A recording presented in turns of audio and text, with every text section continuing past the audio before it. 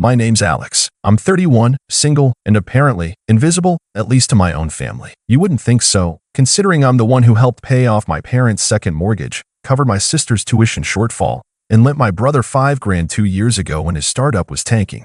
He never paid me back, by the way, but I didn't mind. I've done okay for myself.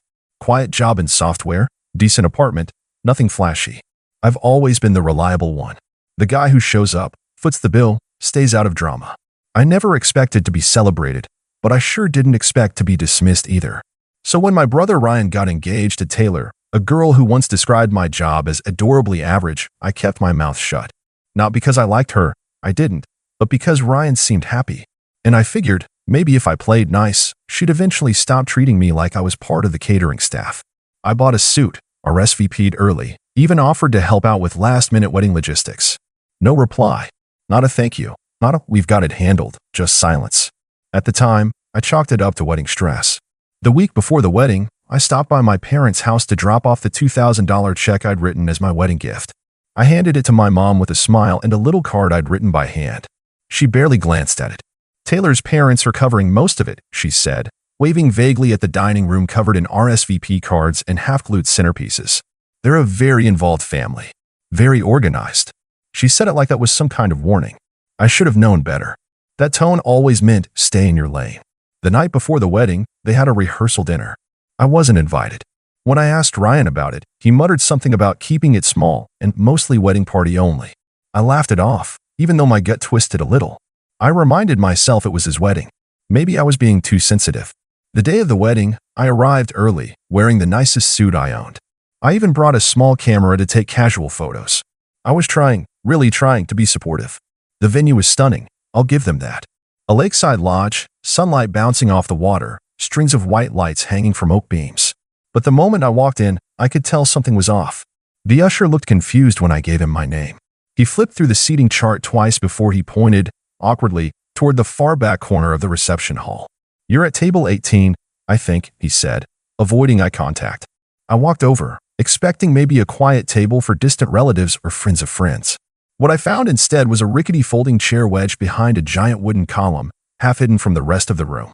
The chair wobbled when I sat. And to my left, one of the DJ's massive speaker stands. It was like they found the one spot in the entire venue guaranteed to make you feel like an afterthought, and assigned it to me on purpose. I stood back up and double-checked the place card. My name, spelled correctly. No mistake. As I glanced around, I spotted some familiar faces. My cousin Josh and his fiancée had a prime table dead center. Ryan's old college roommate, who he hasn't spoken to in years, had a front row view. Even Mr. Benson, Ryan's high school chemistry lab partner, was seated next to the bride's aunt like he was royalty. I took a breath and walked up to the woman overseeing the seating. She wore a headset and carried a clipboard. Before I could speak, she pointed curtly. Back there, she said, not even looking up. I said, actually, I'm just wondering if there's been a mix-up. I'm the groom's brother. That's when Taylor's mother, Madeline, walked by and actually stopped to chime in. She gave me a once-over, lips pursed like she'd tasted something sour. Oh, she said sweetly. That was Taylor's decision. She said you weren't really part of their side of the family. We wanted the close family up front. I stared at her. I'm his brother. She shrugged, then added with a patronizing little smile, but you're not in the wedding party, are you? I didn't say anything. I just walked back to my chair and sat down, even though my legs were trembling with something halfway between disbelief and rage. I couldn't even see the head table from where I was. When the music started and everyone stood for the bride, I had to lean to the side of the column just to catch a glimpse. Nobody noticed me. Nobody cared. During dinner, no one sat at my table. Apparently, it had been reserved for overflow. The other chairs were empty. I spent an hour pretending to look at my phone, trying to keep my composure. But the boiling point hit during the toasts. Ryan's best man told a half-funny story about college. Taylor's sister gushed about how much Taylor had dreamed of this day since she was little. And then someone handed the mic to Taylor's father, who said, "We're so grateful to have every single person here with us tonight. Each and every guest here was chosen because you mean something deeply to Taylor and Ryan." That did it. I reached into my inside pocket and pulled out the card I'd written. I tucked the $2,000 check inside, no cash, just a paper check with a small note on the memo line that said, "For your future." I walked up toward the head table, toward the mic. I could see people glancing, confused. One of the groomsmen furrowed his brow as I approached. I didn't ask permission. I just took the mic. "Hi. Sorry to interrupt, I said. I smiled, but it felt tight. The room quieted. I just wanted to say congrats to the happy couple. Truly, may your marriage last longer than my respect for you. And then, while the room held its collective breath, I reached over and plucked the envelope from the gift table. There was a small gasp from someone, I don't know who. Ryan's face turned white. Taylor blinked like I'd just spoken Latin. Madeline, across the room, looked ready to lunge at me. But I didn't wait. I set the mic gently back down. No dramatic drop, just enough to hear the soft thump, and walked straight out the door, past the DJ, past the caterers, past the valet trying to hand me a ticket stub. I didn't stop until I hit the parking lot. And that's where things really started to unravel. I didn't drive off right away. I just sat in my car, hands on the steering wheel, watching guests file out behind me like ants scrambling from a shaken hill. I can see faces peering through the windows of the lodge, murmurs rippling across the crowd like I just yanked the curtain down on a play and revealed the whole thing was fake. Good. Let them talk. Let them ask why the groom's brother just took back his check and walked out mid-toast. My phone buzzed. First it was Ryan. Just his name flashing across the screen. I didn't answer. Then came a barrage of texts. He texted, "What was that? You embarrassed me. In front of everyone. We need to talk. Now." Then Taylor chimed in. That was classless. "This is MY Day. You've always been jealous. I see it now. You owe Ryan an apology." I tossed my phone into the passenger seat like it was radioactive. I wasn't going to dignify any of that with a response, at least not yet. Later that night, I stayed in a hotel. Didn't want to go home. I needed distance. I didn't even sleep, just lay there, staring at the ceiling, thinking about everything. Thinking about how long I'd been treated like a placeholder in my own family. How many holidays I spent quietly helping behind the scenes while Ryan got all the attention. How every conversation with Taylor had felt like a performance where I was the janitor awkwardly walking through the middle of a ballroom. The next morning, I stopped by my apartment to shower and change. That's when the group text started blowing up. Apparently, word had gotten around. A few cousins texted me privately, saying they didn't know what happened, but they'd noticed how I was treated. Turns out several people had wanted to sit with me, but they were told my table was reserved. Reserved for what? Humiliation? Then I got a call from Mom. I let it go to voicemail. She left a message in her tight, "Don't you dare disobey me" tone. "Alex, I don't know what's gotten into you, but your little stunt ruined the reception. Ryan and Taylor are devastated. Call me back immediately." I didn't. Not yet. Instead, I took a walk around the city, got a coffee, sat by the river, tried to remind myself that I wasn't crazy, that what happened wasn't just bad manners, it was a statement. A deliberate message. You're not one of us. It hurt more than I'd expected. And the worst part? I kept thinking about the little note I'd written in that card. It said, "Wishing you a love that lifts each other higher, the way families should." It suddenly felt like a punchline to a cruel joke. By that evening, things had shifted. I logged into Facebook, something I rarely do, and saw the first wave of wedding photos flooding in. Professional shots. Picture-perfect angles. Taylor's face plastered with that practiced pageant smile. Ryan grinning like he hadn't just watched his own brother walk out on him. But then, the comments. It started small. Someone asked, "Hey, where's Alex in all the group shots?" Then another, "Didn't Alex give a toast?" I thought I saw him up there. And slowly, people began to notice. I didn't post anything. I didn't need to. The silence around my absence spoke louder than any caption could. That night, Ryan showed up at my apartment. I didn't answer the door right away. He knocked 3 times, then called out, "Come on, man. Please." I opened it a crack. He looked exhausted. Hair messy. Shirt wrinkled. Not the confident groom I'd seen yesterday. Just my brother, looking smaller somehow. "Can we talk?" he asked. I let him in. He sat on the edge of the couch like he didn't know if he was allowed to get comfortable. I stayed standing. "I didn't know they were going to seat you back there," he said. I stared. "You didn't notice your own brother wasn't at the front? At a table? Sitting alone behind a column?" He rubbed his face. I was focused on everything else. Taylor's family was in charge of the seating. Her mom's obsessed with controlling every detail. I didn't want to fight her on it. I raised my eyebrows. "So you just didn't fight at all?" He hesitated. "I thought you wouldn't care. You always say you don't like attention." I laughed. A bitter, ugly laugh. "Yeah, I don't like attention. Doesn't mean I like being shoved behind the damn speaker like I'm an extra in your life." He winced. "Okay, that's fair." There was a long silence. Then he added, "Taylor thinks you owe her an apology." I just stared at him. He looked up slowly. "I'm not saying I agree. I want things to go back to normal." I folded my arms. Normal is you taking and me being quiet about it. That's over. Another pause. Finally, he said, "So what now?" And that was the question, wasn't it?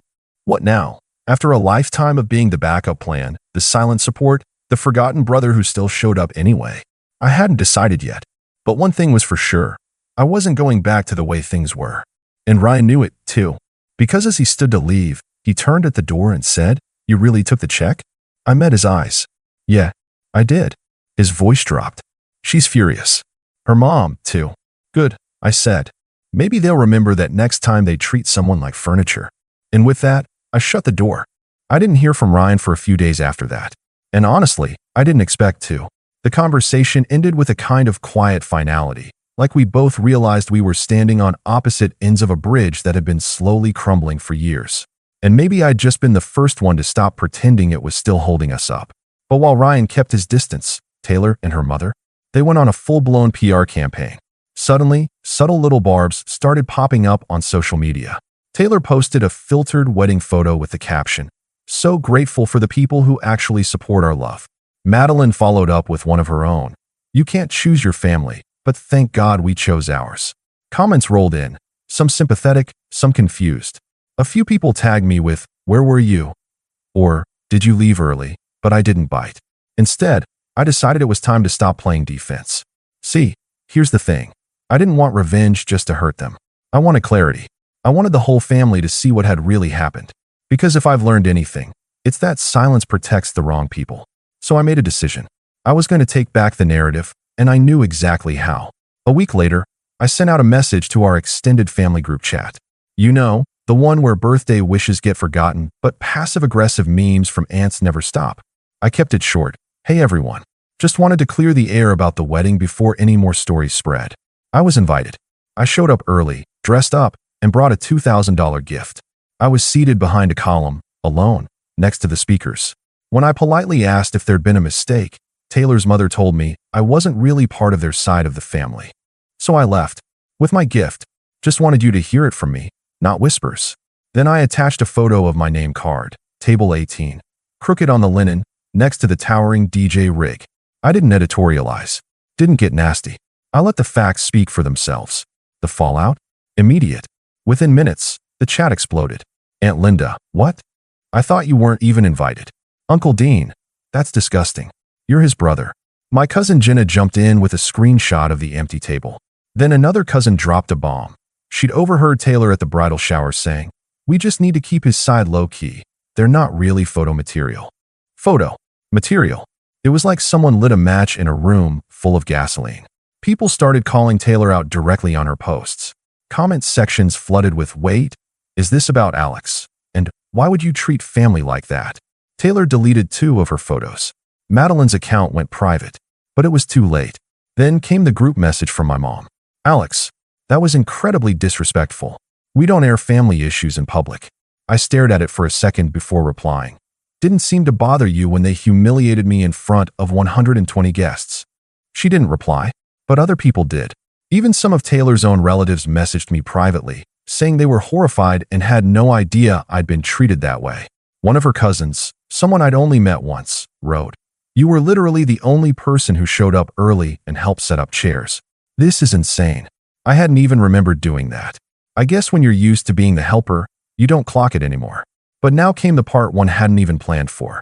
Turns out, Taylor's dad, Jeff, was a part owner in a business where I'd recently been negotiating a freelance contract. Nothing major, just a side project. But when he found out I was the brother who stole the spotlight, he told his assistant to pause discussions immediately. I only found out because the assistant forwarded me the memo by mistake. The subject line? "Do not move forward with Alex. Too much drama." That was it. I wasn't even surprised. Just disappointed. Not because of the job, but because I realized they weren't done trying to punish me for having boundaries. So I decided to burn the last remaining bridge. I still had the card. The check had long been voided, but the note inside, the one I wrote when I still thought this wedding would mean something, was still folded neatly in my desk. I took a photo of it. Then I wrote a new one. I didn't send it privately. I posted it publicly. Here's what I originally gave my brother and his wife. Before I was treated like a wedding crasher at my own family's table. Before I was told I wasn't really part of their side. Before I was called classless for walking away from a situation where I was clearly not wanted. I've spent years putting everyone else first, paying bills, showing up, staying quiet. This time, I chose myself. If that makes me the villain in your love story, so be it. No hashtags, no names. But everyone knew. That post got more likes than anything I'd ever put online. Dozens of people reached out, some apologizing, some venting about their own family drama, some just saying, "Thank you for standing up for yourself." And Ryan? He texted me that night. Just one line. "You really done with all of us?" And for the first time, I didn't hesitate. "No, Ryan. I'm just done being invisible." I haven't spoken to him since. But I heard from Jenna that the next family gathering, Easter brunch at our parents' place, was awkward. No Taylor. No Madeline. And apparently, Ryan looked like he hadn't slept in days. Meanwhile, I took that $2,000 and booked a solo trip to Japan. I hiked in Kyoto, ate sushi by myself, sat in silence at a temple, and finally felt peace. Japan was the best decision I ever made. I didn't just go to get away from my family. I went to remember what it felt like to exist outside of them. No passive-aggressive phone calls. No group chats filled with birthday messages to people who forgot mine.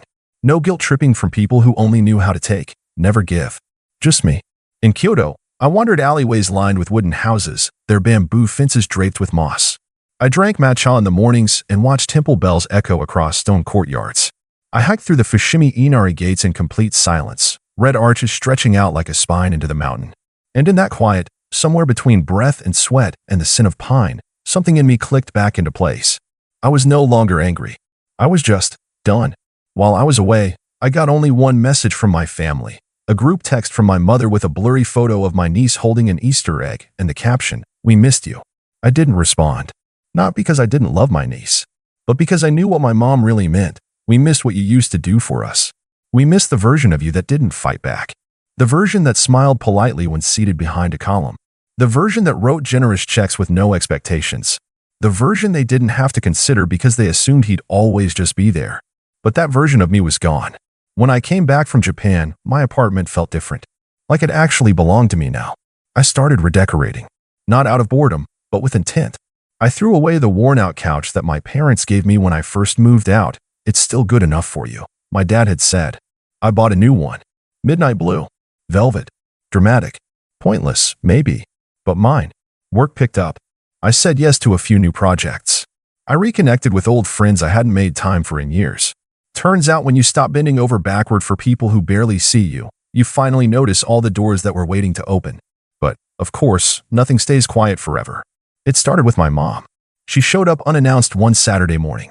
I heard the knock and saw her through the peephole, standing there with a Tupperware of lemon bars like this was some sitcom scene.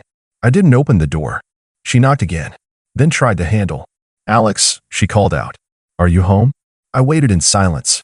She stood there for another minute, then finally left the lemon bars on the welcome mat and walked away. I tossed them in the trash. A week later, I got a letter in the mail. Not a text. Not an email. An actual handwritten letter in my father's rigid cursive. "Son, your mother is very upset. We feel this rift has gone on long enough. You've made your point. Let's put this behind us. Ryan and Taylor are trying to move on, and you should too. No family is perfect. Let's have dinner next Sunday and talk this out. You're still our son. We still love you." That it should have made me feel something. It didn't. Because here's what that letter didn't say. "I'm sorry." Not once. No acknowledgement of what they let happen. No apology for dismissing me, for ignoring me, for watching me be treated like a stranger and deciding it wasn't their place to interfere. Just a gentle guilt trip wrapped in, "Let's move on," so they wouldn't have to deal with the truth. So I wrote back, "Dear Mom and Dad, I'm glad you love me. But love without respect is just possession. You raised me to believe in family, but somewhere along the way, that word started to mean the people you tolerate, no matter how they treat you. I don't agree. I showed up. I supported all of you for years. Quietly. Consistently. And when I asked for nothing, you assumed I needed nothing. But when I finally drew a line, you acted like I set the house on fire. You didn't miss me. You missed the version of me who didn't stand up for himself. That person is gone. I'm not coming to dinner. I'm not ready to pretend everything's okay just because it's convenient. If you ever want to have a real conversation with real accountability, I'll be here. But until then, please stop knocking on my door expecting the past to answer. Alex, I mailed it. No dramatic mic drop. No social media post. Just a quiet statement of truth, sent in the same envelope my father used to reach out. I don't know what they did after reading it. I don't know if they cried, or screamed, or tore it up. I just know they didn't reply. That silence? That was the loudest apology they could give me. As for Ryan and Taylor, a rumor had it things weren't exactly going great. Jenna told me Taylor had been pushing Ryan to cut ties with toxic influences, which, translated from Taylor speak, meant anyone who doesn't kiss her ring. Apparently, Ryan resisted. He's stubborn, but not blind. Maybe he finally saw what she was. The last time I saw him was by chance, at a cafe, mid-morning, both of us alone. We made eye contact. He nodded once. I nodded back.